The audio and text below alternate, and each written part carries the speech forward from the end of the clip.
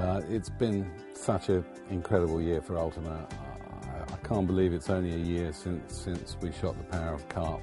It's really been a fantastic experience and has helped us in the development of not only existing products but new exciting products, and that's also come from the involvement of the existing team of consultants and some of the great new names that have joined us, like Mark Hutchinson, who's helped with the development of Power Carp XR, Lee Jackson, of course, who needs no introduction.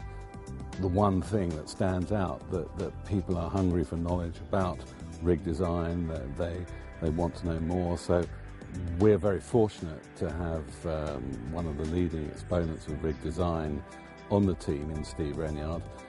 We have the expert here who is able to demonstrate that. He's been shooting various bits of DVD around on some of our test days. Therefore, the concepts now come together that we should put these together in one DVD.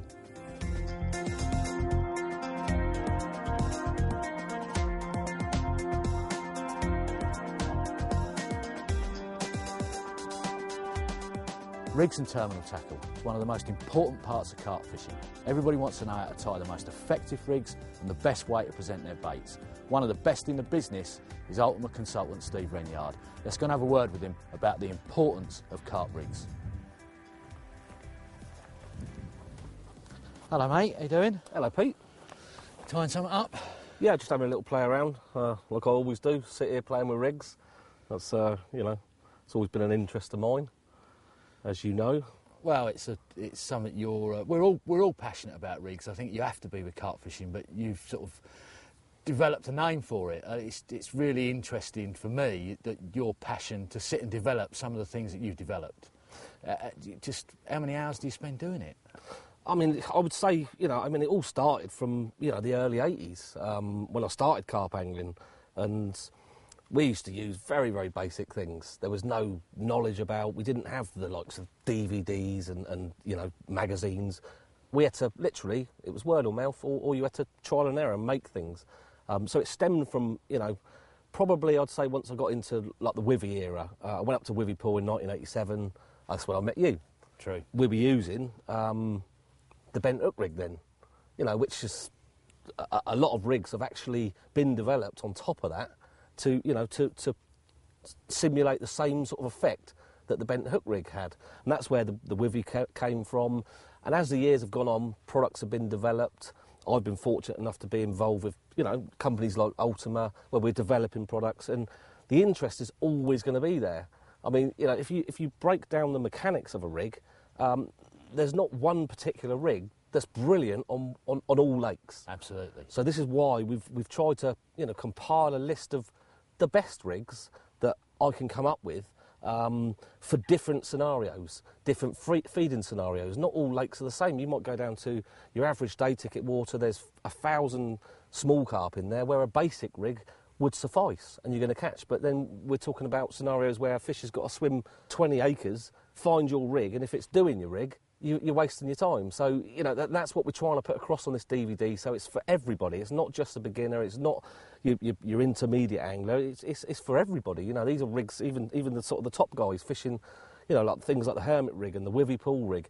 Those are the sort of rigs that you're going to catch a lot of big fish on, and they will outwit the big fish. If you haven't got a sharp hook, all these rigs are null and void. Absolutely. So there's lots of little different scenarios that go along with rigs, but it's trying to put across on this DVD where best to use certain rigs, when not to use certain rigs, and you know, keep it simple unless you have to, unless you need to make it more difficult and use a more difficult rig.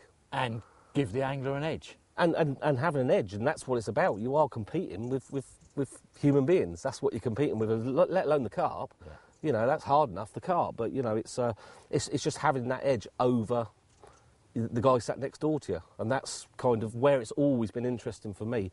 Ringing the changes, that's what rigs are about.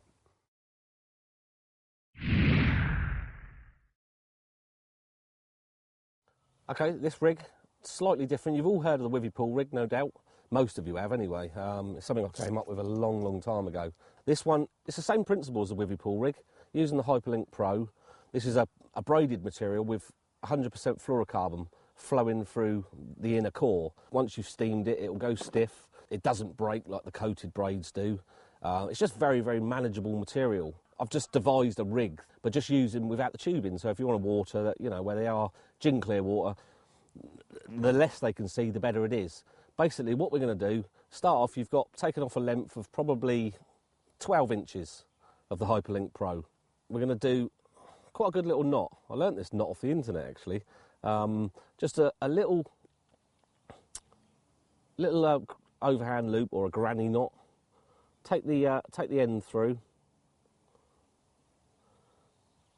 and then pull the knot down so it's small, but you still need to feed the end back through. So you've got a little tiny hole. You're going to take the Hyperlink Pro round once, twice, 3 times, and then back through the loop that we first tied. And it's quite a simple knot, but if you're doing loops, it's just a perfect knot. Always try and wet it down. It's a really strong knot, and it just makes everything sit perfectly as a loop, as you can see there. So you just cut off the tag end. So effectively, all you've got is a nice loop to the end of the Hyperlink Pro. And the clever part, and this is what makes the tubeless withy what it is because it's doubled up there, we're going to put this through the back of the eye of the hook. You need to squeeze the ends together, just so it goes through. And as you can see, just through the back of the eye like that. And then take the hook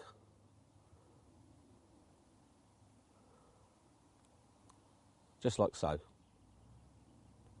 So you've got no knot to the actual eye. It's just looped over. That's all part of. You'll see in a little bit what I mean by the withy part, because we're going to steam it into the nice sort of semicircle, and then open up the Hyperlink Pro in there and give ourselves a flexi part. And that's the beauty of this material. At the moment, that's sitting like that, but once we've steamed it and we've held it straight, it will sit parallel. They'll run parallel with each other. Literally, all you're doing, taking an oval ring, put it onto your hook, one of the little Nash teardrop stops, put that onto your hook, and then stop it around parallel with the point of the hook, or just a little bit above it.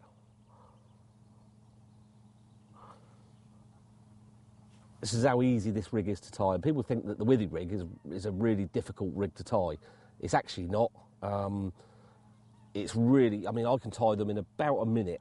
So, you know, sat at home, you're probably 20 minutes, you've got, you know, 15 rigs tied, give or take. So all we're going to do now is take the Hyperlink Pro and fold it below the knot. Because what we're going to do is feed out the fluorocarbon. You've got to squeeze the material together, because you're trying to get out fluorocarbon out of the end of the out the side of the braid. And I don't know if you can see that, but that literally, there's a little tiny piece of the fluorocarbon folded over what I've bent over, and all I'm going to do is snip that.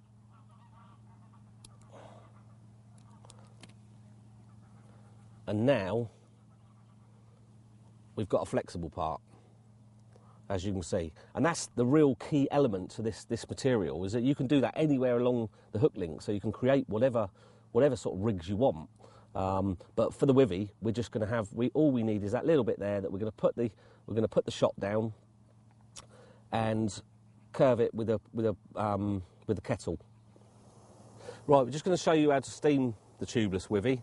I'm going to be using, just for, you know, safety purposes, you know, you've got young kids and you are working with a boiling kettle. So what I'm using, solar rig cone, and just hold that over the steam. You can see that's nice and safe. And the fluorocarbon inside the Hyperlink Pro will now be starting to stiffen up. And that's all you need. The key part of this, don't rush and take that off as soon as you've taken it away from the kettle. Leave it for about 20 seconds, and then that will it'll cool down itself, and the fluorocarbon will stay in the shape that's required. You can get the hook out, and basically what you've got, I'll turn that kettle down now, there's a lovely little curve. You can set this however you want it. It doesn't have to be as long as that. If you like a rig to be closer to the ground, closer to the bottom, you can do a shorter loop knot. You've just got to play about and see how it goes. And then basically all we're going to do now, put the bait on and cast that out. That's literally ready to go. And that, as you can see, just by the curve, you see how that grips hold of my finger. So the carp, if they come in from any direction, if they're touching, it touches the bottom lip, it'll sit on the bottom lip and grip. And that's what the curve's about. It's just a very difficult rig for carp to deal with. And like I say, it's less obtrusive than using shrink tube. And obviously, it's cheaper as well for you guys. So what I'll do is I'll show you how to put a bait on in a different way now. We're using the Nash bait floss. You're going to do an overhand loop and then a loop behind it, and then just go through the loop twice. So you've created kind of a slip knot.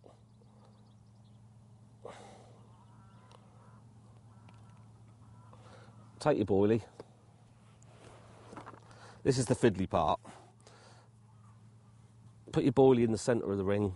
It's the ring of the bait floss, if you like. And then just ease it down. And then all you're doing is pulling it on really tight. And what you'll find is that you'll have one end that is really fixed. The other one will still slip. So it's that one you need to get hold of, chop off the tag end that slips. And I normally just give it a tiny little blob, just to stop it in case it does want to slip. And one of the key parts of the wivvy rig is using an oval ring, and when you tie the knot to one side, and I'll show you why. If I tie it up to start with, like I'm right in the centre of the oval part, the hook will not sit properly. It's just the percentage.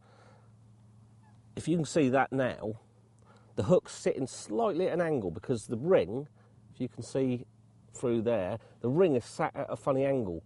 So all I'm going to do is just slide the knot over to one side, pull it nice and tight, chop off the end again, blob down the end, and then you'll see now that is sat perfectly. You see how the ring's sat? It's just sat, and the rig just sits much better. All you've got to do then, put on your split shot. You can put that straight onto the Hyperlink Pro because it's a tough material. If required, a little bit of putty, and that's the finished rig. And I've caught a lot of fish, especially abroad on this. This has caught a lot of fish using the wivvy without the tubing. It's just a very effective rig. And that's as simple as that to make. It's very, very easy. And once you've made a few and you've got used to, steaming it in the right place, you'll see how effective it is. And that is the finished thing. And it does exactly what it's supposed to do. Catch carp.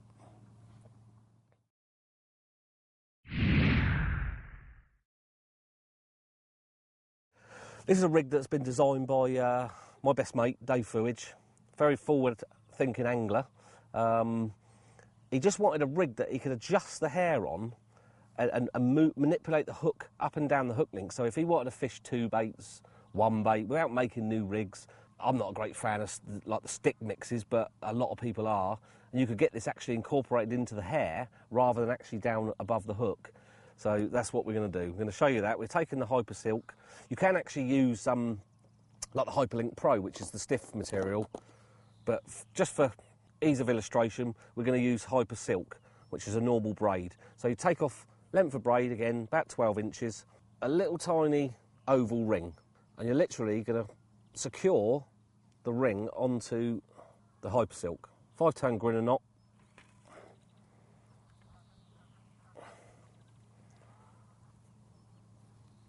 2, 3, 4, 5. slide that up, lick that down, and then put the ring through a baiting needle, just so you get a nice secure knot, really secure. Because when you're playing the fish, all the pressure is going to be down on this little ring. You'll see why. It'll unfold as we go further down with the rig. So basically, what we've got is just a length of braid, as simple as that, with an oval ring attached to it. And that's what we're going to attach the bait to. The good thing with this rig, you can use whatever hook you want. The fang twisters, because I like the way that the angle of the eye, just to give it that little bit of extra flip and turn. Take about 3/4 of an inch silicone tube. Make sure you spit down the tube in. We're going to take a splicing needle and just thread it on. It's quite simple. Thread it onto the splicing needle, just like so. Just so you've got it past the gate. There's a little gate on these splicing needles that will close once we're going to put it onto the hook link. So we take your hook link material and put your hook on. There's no knots, like I say. That's the whole idea of it. So you're going to put the braid through the back of the hook, the back of the eye, and that's basically, it's just going to hang there, like so. And then the clever part, now thread back on the silicone tubing onto the hook link, slide it down in place. This is where it could get a little bit fiddly. It's just getting it over the eye of the hook. But if you take hold of the ring swivel in one hand, the straight part of the hook, and hold it nice and tight, it's quite easy to thread on. And you can literally manipulate the hair to whatever position you want once you've actually got this silicone over the eye. And that's it. That's it done. And like I say, you can adjust, if you want to fish single bait, double bait, you can adjust the hair to whatever you want to put on there. And when you're actually playing the fish, that pulls down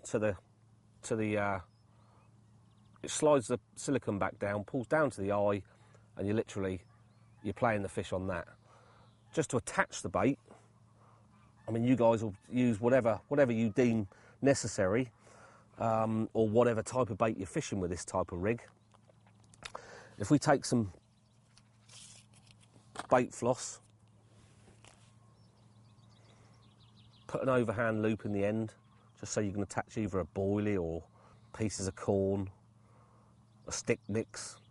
You know, I mean, you could put a stick mix right the way up through the oval ring, but I just think that would give the hair, would make the hair just too long.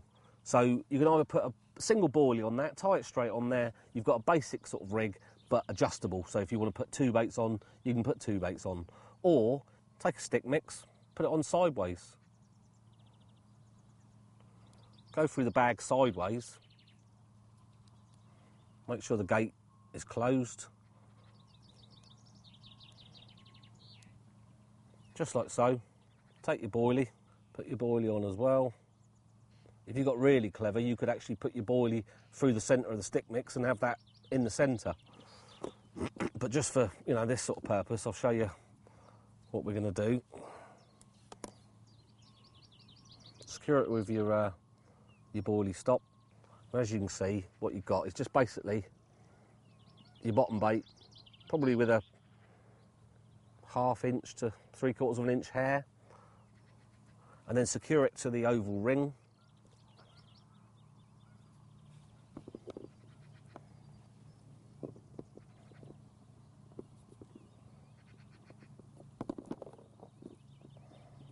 I would do 2 knots on this, and the second knot, double it over.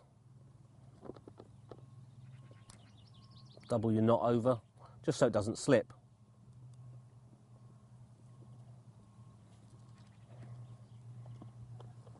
And that's it, nice and secure. And then slide your hook down to the ring, and you've got quite a nice little presentation with a stick mix round it. I mean, like I say, I'm just showing this for illustration purposes. I don't know whether Dave, this is Dave's little rig anyway, I don't know whether Dave has done that sort of thing. He probably has.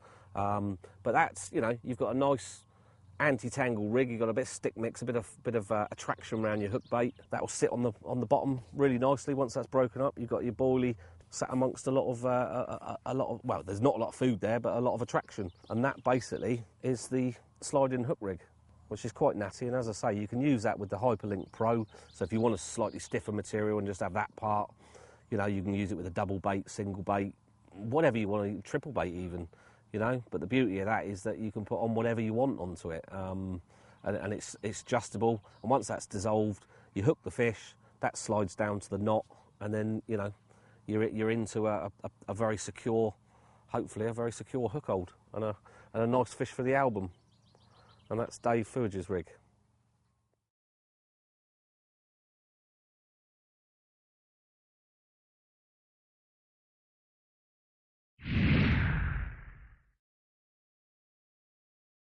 So talking about main lines, Lee, you've been with us for getting on for a year now. Getting on for a year, yeah. And you started off using Power Carp. Yeah, well, coated. Undoubtedly, I mean, Power Carp is Ultima's flagship product, really. You know, there's a lot of anglers out there don't like clear lines. It's a psychological thing, but they just don't like it because it's clear. So it's my idea initially that Ultimate we bring out Power Carp in a different colour. And I mean, not only have they brought it out in a different colour, they brought it out in what's called what do they call it, Stephen? Distressed camo. Distressed camo. So they got even better. I mean, undoubtedly, I mean, Power Carp has really sort of taken the market by storm. A top quality fishing line in every conceivable thing, you know, every conceivable way. But the Power Carp Ultra has basically got the same characteristics as we all know as an existing Power Carp. But what dyeing it has actually done is actually made it smoother, so therefore you can cast a little bit further than the existing Power Carp with it. And like for people who don't like clear lines, that's the one. Yeah, well, it just blends into the background. I mean, for me, I'd love Power Carp and what it does. 18% stretch. Yeah. It's abrasive resistant. It's got everything, and it casts beyond belief. But like you say, I never thought of it before, but using a green light, it's given me more confidence. Yeah. I've been using it over the whole sort of latter part of the summer into the autumn. I've used it on shallow lakes, gravel pits, weedy waters. I've had fish weeded up. It's come back without a nick on it. I haven't had to cut any off. Yeah. It's performed admirably. Yeah. And for me, the confidence is in the colour. That's right. Yeah. I'm exactly the same. Yeah. I mean, I've got no problems with using clear lines whatsoever, but a lot of anglers, you know, a lot of anglers don't like it. You know. And then you've got some anglers. We're trying to cater for everybody. Yeah. Some anglers like the white line. Yeah. So you know, I've had no problem. I've landed fish to 63 on the Power Carp 12-pound.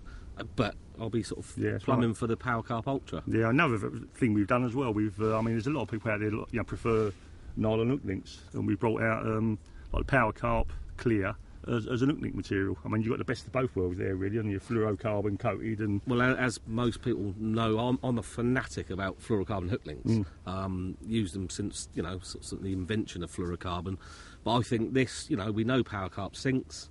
So it's kind of creating the same job, but you've got a tougher material. That's right, yeah. And it's on a protected spool, you know, rather than carrying around a big spool, bottom of your rucksack. I'm terrible, world's worst. Bottom of my rucksack, you'd find chicken bones and all sorts. Yeah. So that in a protected spool can fit in your tackle box. I think it's a brilliant idea. Yes, perfect.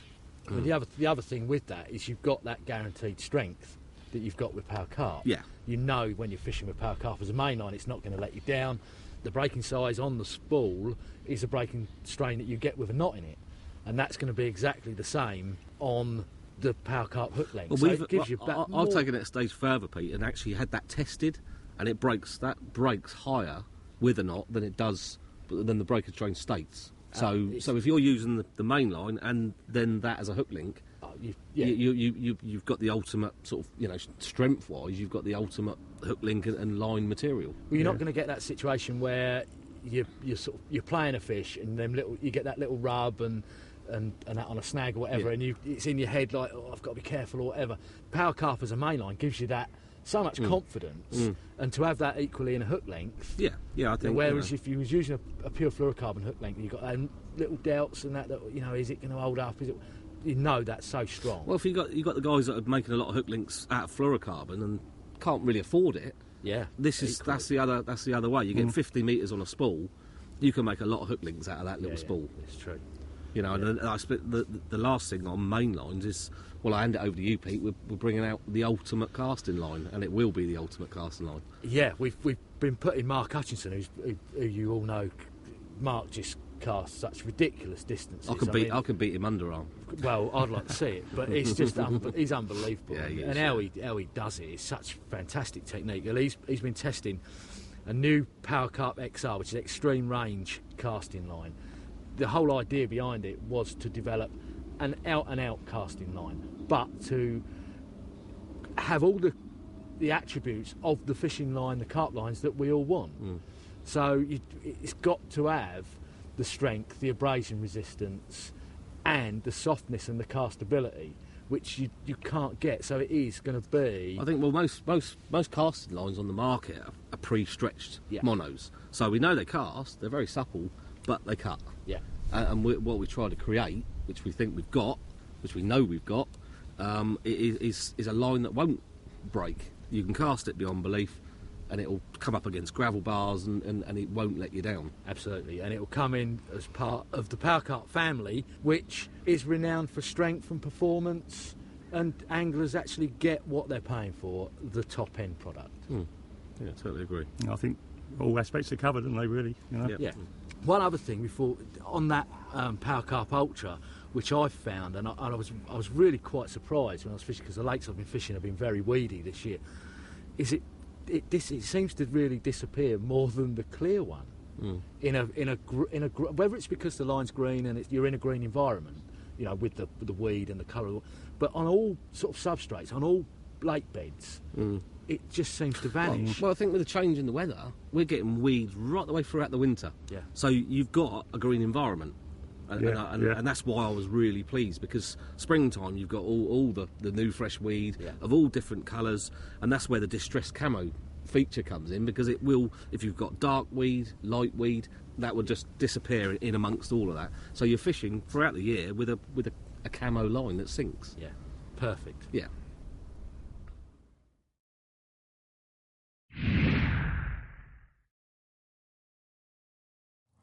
Okay. Next rig. This is one, I've been a fan of stiff rigs for years and years and years. The Ultima Power Stiff, unbelievable material. I've utilised this in quite a few different rigs. This is the main component of this rig. And the idea behind the rig is normally you can't get a stiff rig to flip and turn. I've tried for many years.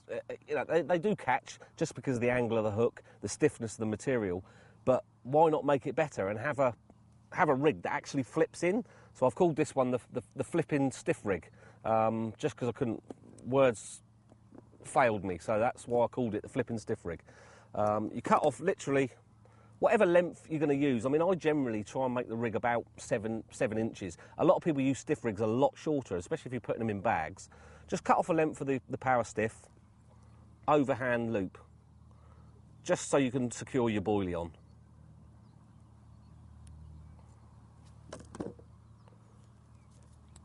Simple as that. Make sure you cut off the right end. There we go. And then we're just going to secure a nice bottom bait on there. For this one, I'm using the Richworth XLR8. Take your hook, and this is quite a key component. I'm using the Fang twister hooks, which have got an inturned eye. Take a little bit of the silicone tubing. You're literally just going to cut off a few mil. And this is going to be really difficult to show you, but it's as small as this. I'll put it in the scissors. It's as small as that. And that's going to be actually on the hook shank, just to secure the hair down, which is quite a key component for the rig. So thread it down the hook link, like so. So literally, you just got a little bit of silicone down the hook link, and then we're going to put the hook on. So you put the hook on upside down, facing the hook point is facing the boilie, because it's going to turn on its axis once I get to the bend of the hook. As you can see there, and that just gives it stability of the hair, so it's not moving all over the place. And as you can see there, it's as simple as that. Basically, take the Power Stiff, put it through the back of the eye, and then secure the hair in the position that you want it. You don't want a long hair with a stiff rig, purely because they're going to suck it and it's job done. As soon as the boilie enters, you want the hook point entering as well. So you want it quite close, the boilie quite close to the bottom of the hook point, of the hook bend, sorry. And just do 3 turns round the shank of the hook, take the tag end. Now it doesn't matter, because we're putting a little bit of shrink tube on here, it doesn't matter that I've put it through back to front. So when you're playing the fish, the pressure is not all on the front of the eye, because you can use this rig with a heavy fluorocarbon as well, like the Power Link 18 I've used it with. So I take it out the back, because I'm putting fluorocarbon on, I'm going to bend it. You see immediately already you could get away without using the shrink tube, but it just aids it. We're going to take some of the diffusion shrink tube. I would say about just over ½ an inch.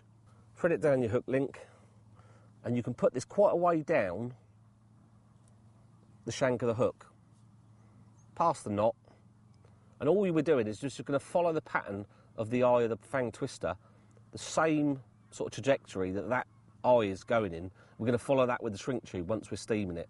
So now you've done that, you can literally take what length you want.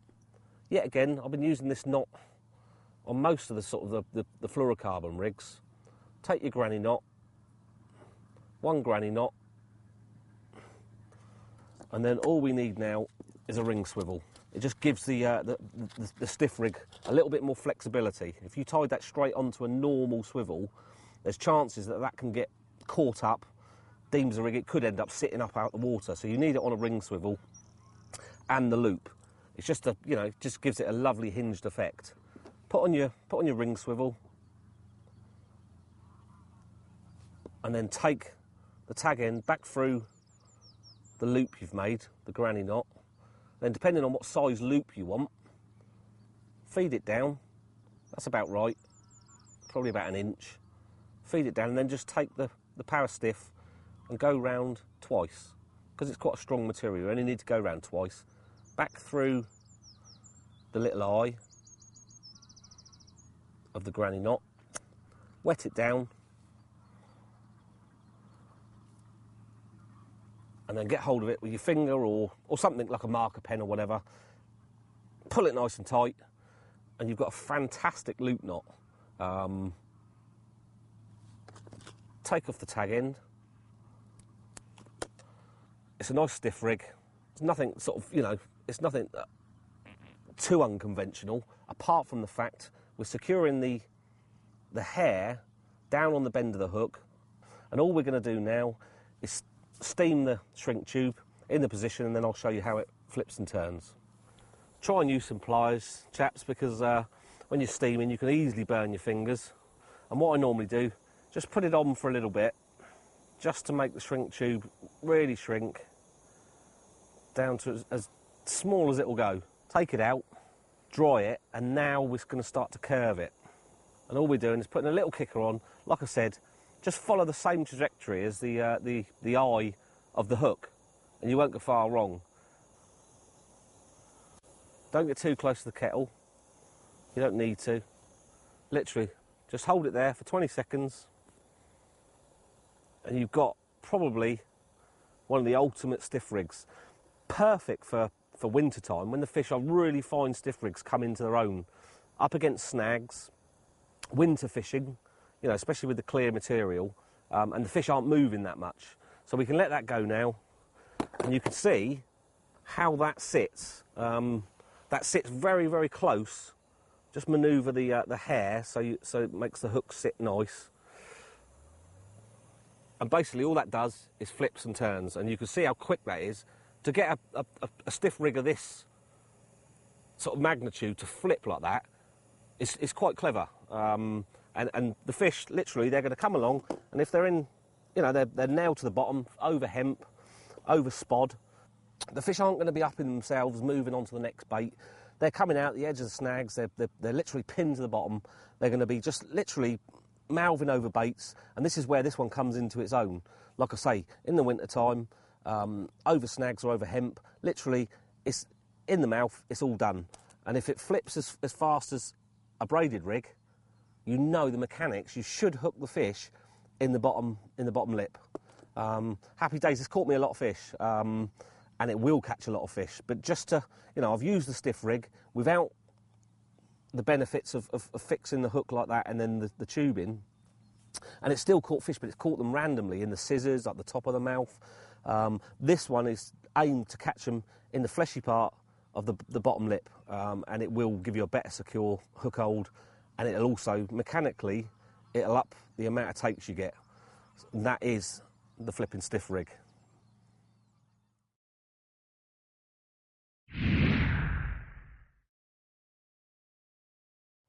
Right, this rig is a replication of an old rig called the swimmer rig.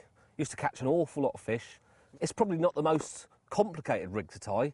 I'm using the Hyperlink Pro with this one, and you'll see why. It's got lots of benefits. This is the one with the fluorocarbon that runs through its core.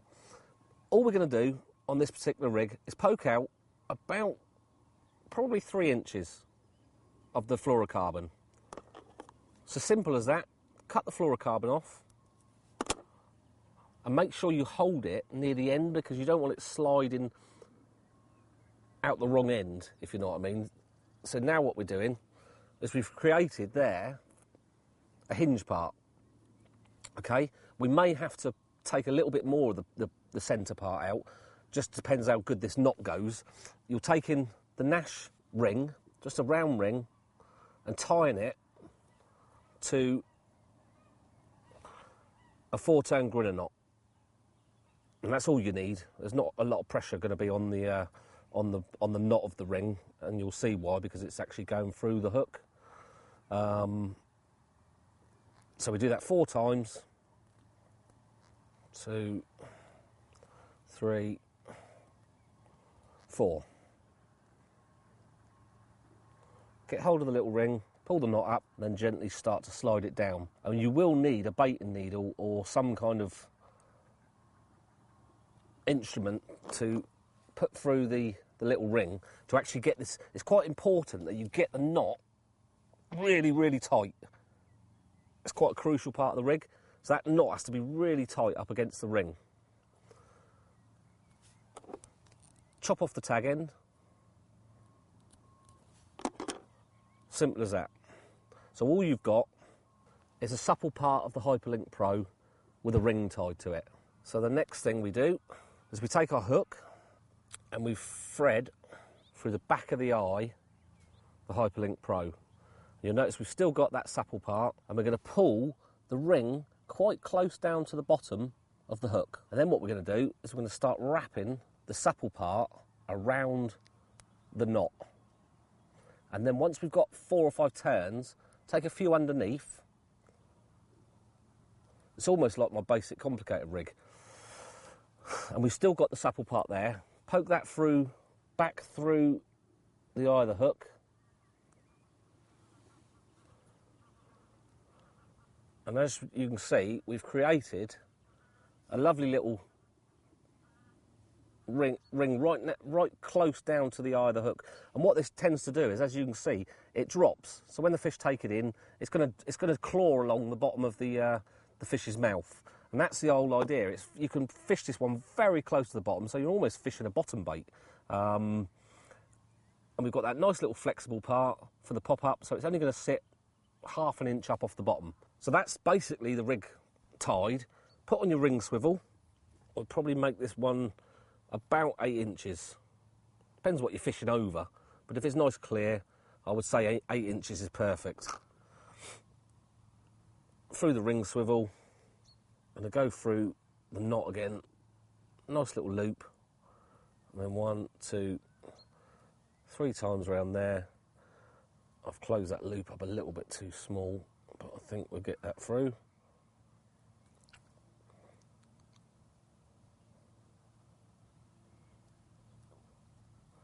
That's it. And then just ease that down, nice and gently. Get hold of the two and pull the knot nice and tight. And the tag end. we formed a lovely little loop. Chop off your tag end, and all we're ready to do now is pull the little ring up a little bit so it's sitting away from the hook. As you can see there, that's running parallel with the hook. Just take a little piece of super glue and just dab either side.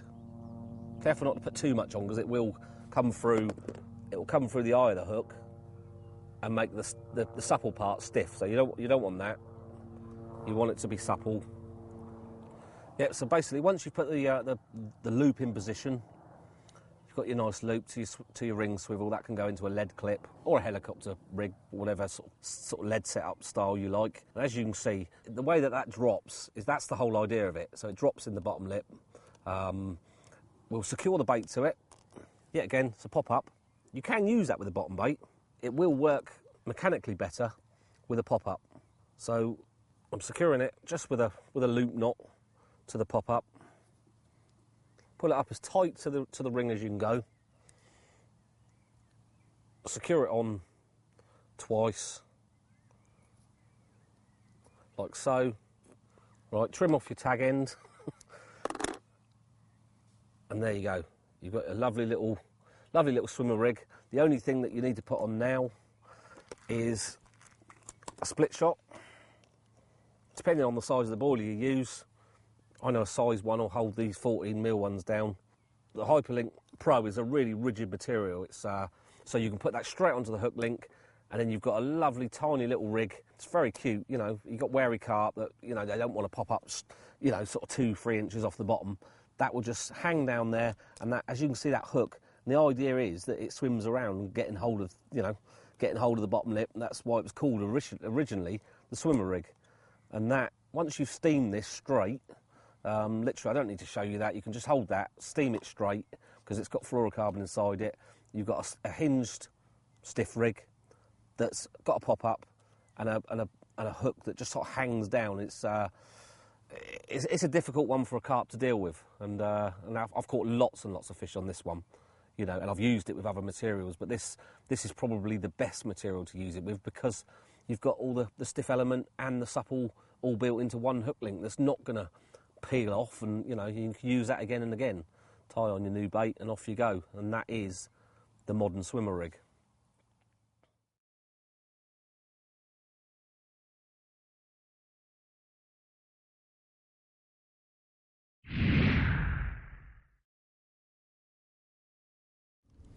So Lee, we're just back really from Medine World Carp Classic. Yep. One of these enormous French venues. Yeah, that's right. I mean, thousands and thousands of acres. You're fishing right at the horizon. Mainline braid. Yeah, I mean, it's something I used years ago, to be honest with you, and I was sold on it. I mean, it absolutely. I mean, at the time, I thought it was like using a new rig, because there's no stretching braid whatsoever. You know, when a fish picks up your bait, it gets the resistance from your end tackle and your rod and reel and everything, you know. The main advantage with braid is because for its breaking strain, I mean, it's extremely fine diameter, so you can use like in this case 18-pound braid, which is about the thickness of an 8-pound mono. So obviously casting, it's really good. And like fishing the big French waters, you know, where you're boating baits out 250 metres, 400 metres even, I mean, because there's no stretch, it's such an advantage. You know, you're instant contact with the fish, and bite indication is a lot better. I mean, the main disadvantage of a lot of braids is they float, which is fine if you're fishing over obstacles and everything, but really, you know, in the ideal situation, you want it to sort of sink down to the lake bed, and this one's perfect. I mean, the material it's made of, by its nature, it does actually float. So the only way they can make it sink is like weave an absorbent material within it, so when it gets wet, it does go down. Yeah. And but in a lot of cases, it then becomes too thick. Whereas this is, you know, it's got the absorbent material in it, but it's still quite nice and thin, so you can still cast it a long way. You know, and I actually think you get more bites because of it. I mean, another big advantage with braid as well is fishing against snags. I mean, because there's no stretch, there's no chance of the fish, you know, getting. I mean, you provide you on the ball, you know, with a rod. Yeah. There's no, you know, no way the old fish are getting the snags. But I'm sold on the stuff.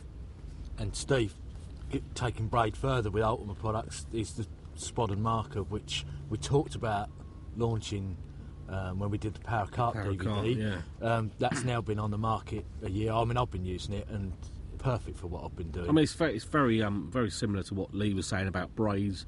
Obviously, this is slightly different, but when you're marker floating, you want to know every single detail that you're fishing over. So if you're trying to find a mussel bed, you can actually feel it, and it transmits back through the rod, through your hands, and you can feel, you know, if you're using nylon, by the time you've pulled it and the stretch, let's say you're 120 yards out, you've pulled over your mussel bed, great, I'm fishing over the top of it, you're not. It's sprung back, you're pulling miles off it. It's just a lot more efficient, like when you're marker floating, knowing what you're fishing over with braid. And obviously, because of the diameter, like Lee was saying, you can put this extreme distances. Most of the time, in most circumstances, you can put your spot and marker further than you can your main rods, which isn't a bad thing, because you know you don't want to be fishing further than where you don't know what you're fishing over. So I mean, I always use, you know, I use a 20-pound variety, have done for the last sort of year and a half, but I use, in conjunction with it, the power braid shock leader. I don't use a finger stool, just literally whip on about 4 or 5 turns onto the reel of that, straight onto the spod or the marker, onto the braid, and then you've got, you know, that takes up an awful lot of the pressure. I wouldn't actually fish the 20-pound variety straight through, because it will cut your finger. Say it's only 4 or 5 turns, literally. You don't have to worry where the knot is on the spool. Cast it out, and it's, you know, it goes out exactly the same as, you know, as if you're fishing the braid straight through. So and it's going to take all the shock out of the cast. Repeated casting for especially spodding. Like, you know, I mean, I use the same. I use like the Shimano spod rod, and I use that for my marker rod as well. So it's a 7.5 pound test rod. But yeah, so when you're whacking that, you actually lose how firm that rod is. Yeah. So the initial inertia of the first cast, this will take up, you know, that will take up all the stresses and the strains that you need to. And, you know, I mean, I haven't changed mine for like a year and a half. Yeah. Never snapped off. Never, you know. One thing we haven't mentioned as well. I mean, obviously you're using a spod and a marker rod a lot more than you're using your fishing rods. Yeah, exactly. You know? Yeah. And so line twist is not a problem with braid, is it? No, you know? no. Which is exactly. one. You know, if you're using mono, you'd be suffering. Yeah, sure. Hell of a problem with line. Well, yeah. twist. I mean, I always used to use that, Lee, and you'd come in, you'd have to grab hold of the lead and watch the float go spin round and round and round. Yeah. Yeah, you don't have to do that with right. braid. So, you know, from that side of it, I've never used braid as a main line. Right. The first time I used braid, one of my mates said, "Have a cast with that," and I was a bit anti it, like, you know, like you do. You get stuck in your ways as an angler. Yeah. He forgot to tell me it was clipped up, and this is how responsive it is. I whacked it. It was clipped up about 60 yards, and it pulled the rod out of my hand. Yeah. That's how responsive it is, you know. So no, I've sold it. I mean, the first time I used it, I made a tremendous catch, and for the time, I just couldn't believe it. You could actually, when you pulled it back, your end tackle back, you could feel like a leaf hook on your hook. You know, it was so responsive. Like that. Yeah. Then I gave it to a mate of mine who he tried it. He said, "I can't use this." I said, "Why?" He said, "I can feel too much." You know, and I knew what he meant. You know, you know, whether they're mainline, spod and marker, they're definitely part of the carp fishing. And now are more expensive, but they just don't wear out, do they? No. The colour might fade a little bit, but you know, so they're real value for money as well. Yeah, exactly. I think once you've invested, you know, you're looking at one spool for your spod and marker rod, and that you don't have to replace that for years. No. You know, ultimately we do actually look for improving things. We're looking at different profiles of the braid and colours and whatever. But that's, you know, yet again we're gonna work on that over the next year and see if we can come up with the. And also bringing the diameter of our braids down so you can get even greater distances. Yeah, at the same breaking strains. Yeah.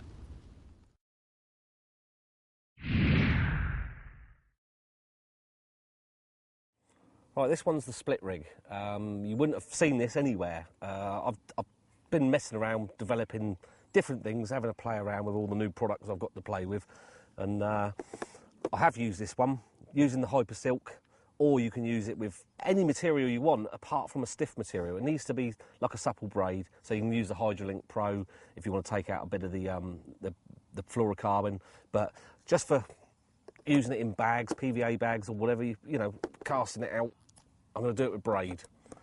Basically, all you're going to do, take a fang twister, yet again with the in-turned eye, tie on the 5-turn grinner knot,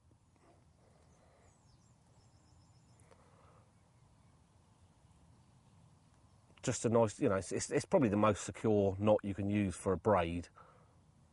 Even fluorocarbon, it's quite kind to. That particular knot. Pull the knot down nice and tight, and then yet again, trim off the tag end. The reason I've tied the braid on first, as you'll see now, is because I'm going to put a very long D-rig on there. If you put the stiff material through first, it's quite hard to get the braid through. So it's quite an important thing that you put the braid on first and then the D-rig afterwards, because the D-rig, because it's stiff, you can poke that through. So take off a length of the power stiff and then thread it through the back like we would. Going to do a knotless knot and hold it. And basically we're going to go round, literally, if we can get this out of the way, the braid, we're going to go round about, because this is a thicker material, about 15 times.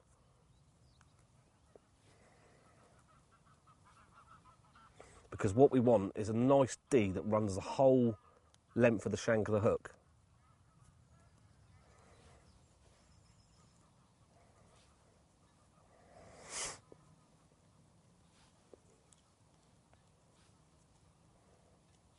You might find it easier, like with a rig tire, just to hold the hook in place, like they do with the fly fishing. Just a few more turns. I haven't actually worked out, but that's going above where the point of the hook is. Take the tag end you've been putting round the hook and actually put it through the back of the eye.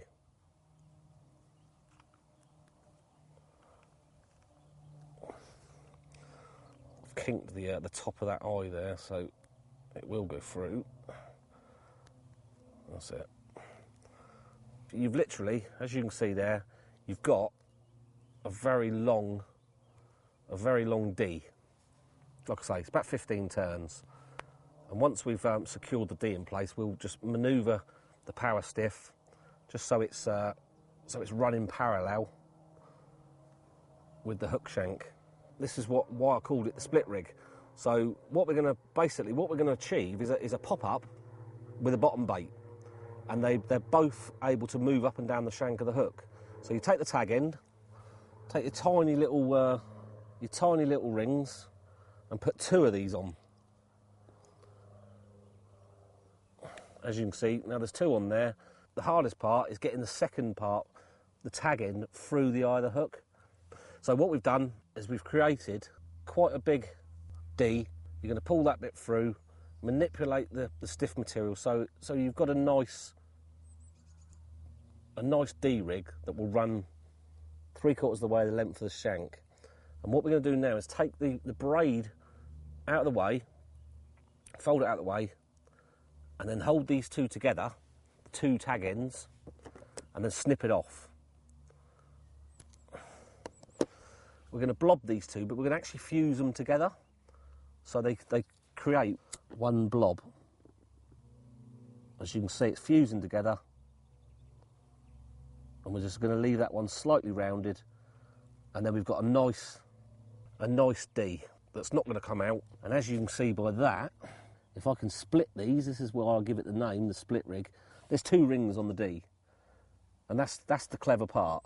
So what we're going to do now is just put on a little piece of shrink tube just to take down the just to cover up the sort of unsightly knot that you've created. And it also, once I've put the bait on, you'll see why I've created that little bit of tubing, because it sits, the hook sits literally, if you consider my finger to be the boilie, it sits like that, away, so the bottom bait sits away from the angle of the shrink tube. So we'll tie off a little piece of shrink tube, cut off a little piece of shrink tube rather, just over 3/4 of an inch. Thread it down and then actually poke it so it's completely over the blob knot. That's it, there. And then we're ready for shrinking again. That's kind of the finished rig before I tie the baits on, and you'll see why. The bottom bait holds the pop-up down, and you've got a split rig that sits absolutely beautifully. And when you hold it up, it actually is quite funny. The baits sit either side of the hook, but it still flips and turns. When a carp comes across a bait, you know, a single hook bait, if you've got 2 baits there, a bottom bait and a pop-up, it's something he's never seen before, especially with a gap between the 2. inquisitive, they're going to take it. I used it at Frimley and caught straight away on it. Right, so once we've actually secured the shrink tube over the blob of the knot, we're just going to steam it. And you want that kind of angle that you can see there, because the bottom bait's going to sit on this side of it. So we need it away, yet again, using the pliers. Get the shrink tube to melt first, or shrink down, I should say, not melt. And just hold it like that, just in that sort of position. So you've got quite an aggressive angle, and just let the shrink tube. Well, that's nice and stiff now. That's fine. And then put on the baits. Doesn't matter which order you put them on. I've tied up 2 baits already here. There's a pop-up, accelerate pop-up, accelerate bottom bait. Like I say, it doesn't matter which one you put it on, but you've just got to separate the rings, and it's always the bottom bait on the bottom ring. That's the hardest part. Look, they're stuck together. That's it. So we're going to secure this one, the bottom bait, onto the bottom ring, tie it up right up to the ring as close as you can get it. I always do 2 knots, just so you're secure, but just for showing this and time-wise, we'll just put 1 knot in there. But you can put, you know, it is more secure with two knots. Just blob down the dental floss. So that's the bottom bait secured. Take your pop up, tie that one on right up against the ring again. Blobbing process again, just blobbing the tag end. That'll just stop it from coming undone. So it's just a very unusual rig, and the hook, because of the D, the hook protrudes out. So if the fish are lipping it, you've got a very good chance that that's going to lip over the hook anyway. But it will sit down like that, and it's just a very, very unusual rig. And if I show you it as it sits like that, you'll see that it sits sort of one above the other, and you still get. You see how quick that went? You're still getting the flip and turn on it. So pretty important on a carp rig that you've got that flip and turn. As you can see, the baits are sort of side by side. I kind of won't explain what they look like, but I'm sure you've got your own imaginations. And that's the rig. The only other little thing I do with this particular rig, is where it sits on the bottom, is just put a tiny piece of putty onto the hook link, just so it sits down like that. So it's not, it's not going to alarm the wariest of carp. So you've got a little tiny piece, putty, at the smallest amount, just to pin the hook link down. And if you use that in a PVA bag, it's ideal. It absolutely sits perfectly. They don't even have to take the bottom bait in. If they're just going to go for the pop-up, they're still going to get the hook in the mouth. But if they're, greedy, or you want to use, the beauty with this rig is that you can use 2 pieces of corn, secure it with a boilie, or you can use a tiger nut with 2 pieces of corn. The variants are, they're massive. Whatever baits you want to use, as long as you've got a pop up and a bottom bait, it's a well usable rig that they haven't seen before, especially with this gap in there. They're gonna take the whole lot up. That's the general, and if you balance it, you get a decent sort of pop up, and it's a critically balanced rig. That's a hell of a mouthful for a carp to deal with. And like I say, I've used it, and it's caught straight away. And like I say, the flip and turn, it's just something that I've been playing around with back from the old sort of, the bent hook rig from all those years ago. And it's just sort of developing it a little bit further, making it a bit more modern. And I think if you took your time to tie that rig, you'll see the difference that will make over a single hook bait. Because carp, double baits are, they are the way forward on some days. When you can't get a bite on a single hook bait, try a double and you'll notice the difference. It's these little things that you tweak that turn an unsuccessful day into a successful day, and this rig is one of them. So have fun tying that one.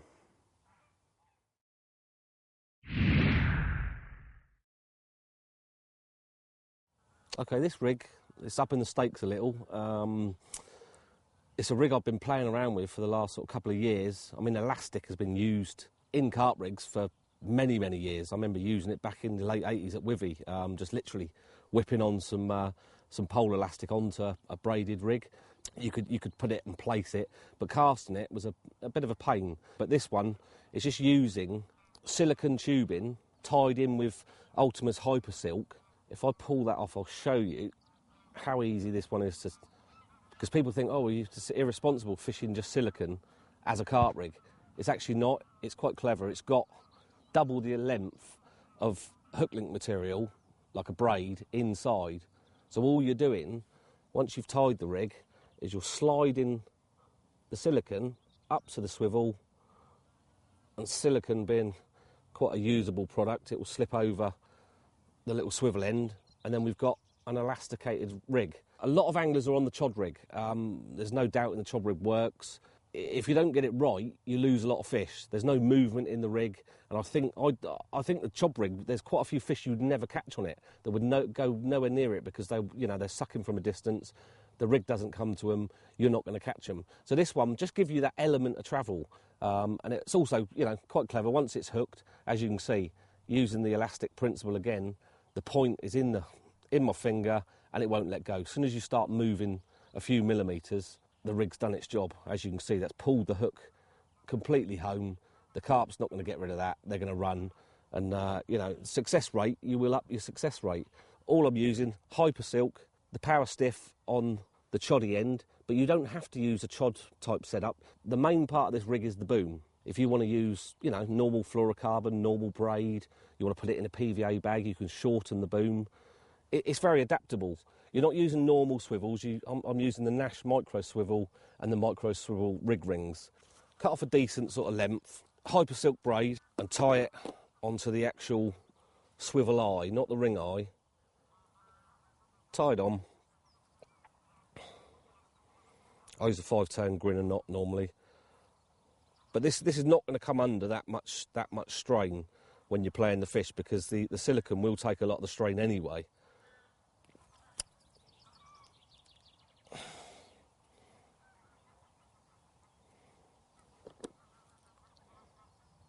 A length of Hyper Silk with the swivel tied to it, and then we're going to take the silicone. This is 0.75 silicone tubing, cut off about 3 inches, and then give it a little stretch, just so you're stretching out a little bit of the silicone's memory and making it a little bit thinner.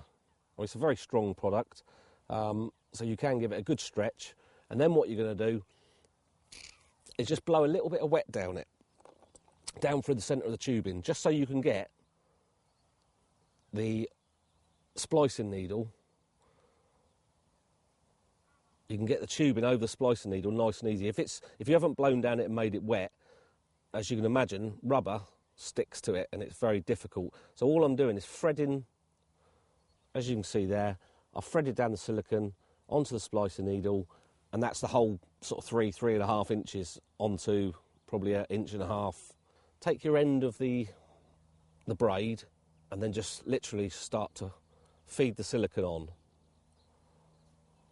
And that's it. So you can drop your baiting needle, put the silicone over the eye of the swivel. So we ended up like that. And what we're basically going to do now is just cut off double the length of the silicone where the braid is, and just a little bit more for the knot. So the silicone's probably 3.5 inches. We're going to cut it off about 9 inches, the braid. If you've tied your rig already, let's say you've tied your little choddy, all you've then got to do is tie on your ring swivel. You can make those up at home, tie that on, and then all you're doing is literally squeezing that over, so you've got your elasticated part. But this one, where we're constructing it from new, we're doing it from start to finish, so I've got to show you how to put on the ring swivel as well. Same again, 5-tone grinner knot. I'm trying to hurry along here because this rig is quite in depth, but once you've done a few, you can actually, you probably tie these up in about 3 minutes. And believe me, they're definitely worth construction for you, because you'll see the results. I remember using this one on a feature down at St John's on the linear complex, and I was fishing underneath this bush, and the fish were definitely getting away with it. And they were really cagey. There was about 50 anglers on. It was absolutely packed out. And I put this rig on underneath this bush with a real heavy lead, and ended up with 5 fish for the weekend on this feature. As you can see, I'm just squeezing that along now, and that's as simple as that. So you've now got a very effective carp boom, nice and stretchy. You'll never ever be able to snap the silicone, because the braid's stopping it from going. You know, if it had no braid inside it, it would snap eventually. So that's the first part constructed. Very simple, very easy, and really, really effective. And I think that's going to be here for a long time in carp fishing. I think people are going to use that for all types of different variants of rigs. Like I say, you can use it in a PVA bag or whatever. The next part, just showing you the next stage on. Most of you know how to tie a choddy. We're using power stiff on this one, 22 pound. Cut off a length of power stiff, take your hook, and all you're going to need for this is a little tiny ring. All we're doing, threading the power stiff through the back of the eye, leaving a little tail about so long, and then just start whipping it round. I normally do seven turns, as you can see there. Done 7 turns, and then take the tag end and put it back through the opposite way of the eye that you first started putting the power stiff through. And you've just got a knotless knot. It's as simple as that at the moment. And then all you're going to do, take your ring and put it onto the end up where the bend of the hook is. Take that tag end and put it back through the eye. It's the beauty of this power stiff. It's so thin, even in 22. I mean, that's a small hook, and I've got that through with ease. So that's one of the benefits of this particular material, is that it's so manageable. All you do is cut that off. As you can see there, I'm a little disorganised on this one. I normally have everything here to hand, but so you've cut that off, and then all we're going to do, take the long part out and then blob it. We're just going to put a blob on there, and then blob, just so it doesn't pull back through. So you've got a nice little D, as you can see, ready to go on the boom. So we've got quite a length there. I've cut off a little bit too much. And all we're going to do now is put this on to your ring, about there. You can either do it figure of 8, like so, tied on figure of 8, or I'll show you another little knot that I've been using, which has been quite effective. If you put in a granny knot into the power stiff, depends where you want it, quite a small granny knot,